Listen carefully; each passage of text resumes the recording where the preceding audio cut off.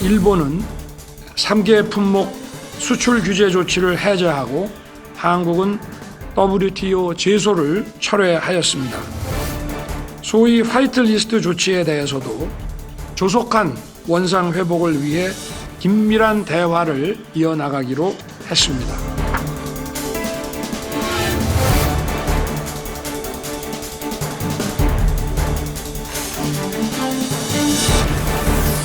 여러분들이 마음 놓고 교류하고 혁신적인 비즈니스.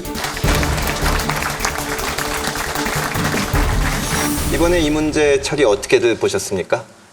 저는 이제 실제 제가 담당을 했었기 때문에 그 산업계 관계자들 이야기를 많이 들었거든요. 어찌됐든 화이트리스트라는 것은 우리나라를 특별 대우해 주는 것이었는데 그것을 배제함으로써 우리가 많은 피해를 입은 게 사실이라는 거죠.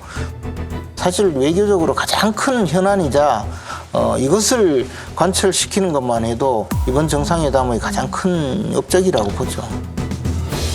지금 취재를 해봤거든요. 대통령실에 있는 그 사람들한테 연락을 해봤더니 이게 사실은 그 일본 측에서는 처음에는 아니 수출 규제 이거는 징용 이 사건과 아무런 상관이 없는 겁니다. 이렇게 주장을 했다고 해요.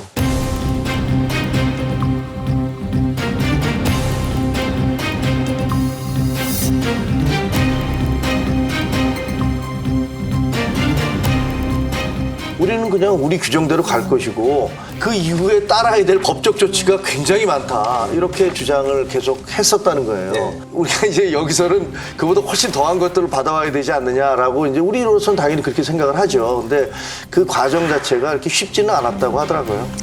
그게 처음에 화이트리스트에 배제한 것 자체가 분명히 그 징용공 판결 때문에 시작된 문제임은 틀림이 없어요. 네.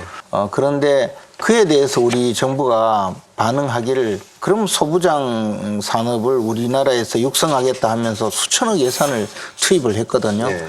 근데 사실 수율이 낮아서 효과가 없는 그런 상황이 되고 또는 국산화했는데 가격이 일본에서 수입하는 것보다 훨씬 비싸면 산업에 결국은 부담만 주잖아요. 그러니까 정부 예산으로 계속 밀어 넣어가지고 오늘날까지 온 상황인데. 그리고 이미 과거 몇 년 전의 얘기입니다. 대일 의존도가 심화돼 있었던 상황에서 우리 나름의 과학기술계나 연구개발계 또 정부 당국자들이 그 합심된 노력으로 인해서 상당 부분 국산화에 대체를 했고